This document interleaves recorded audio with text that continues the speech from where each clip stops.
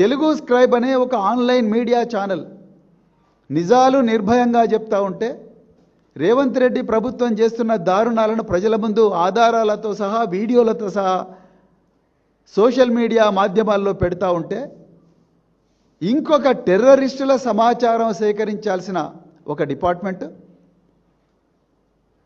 ఆ department ట్విట్టర్కు letter రాస్తుంది. ఆ లెటర్ అంతా కూడా ఇప్పుడు సోషల్ మీడియాలో పూర్తిగా దేశం అంతా కూడా సర్క్యులేట్ అవుతుంది. మొత్తం దేశంలో ఉండే ఫేమస్ జర్నలిస్టులు అది కూడా దీన్ని ఖండించారు.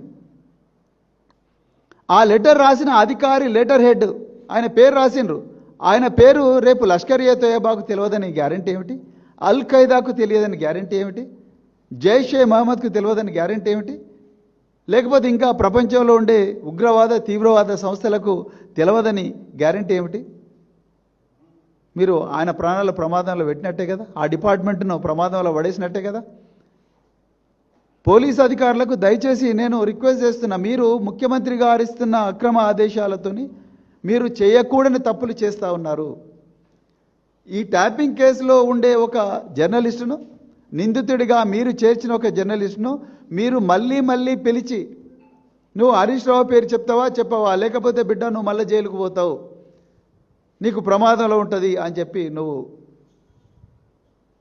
మీరందరూ కూడా టార్చర్ చేస్తున్నారన్న విషయం మాకు తెలుస్తూ ఉన్నది.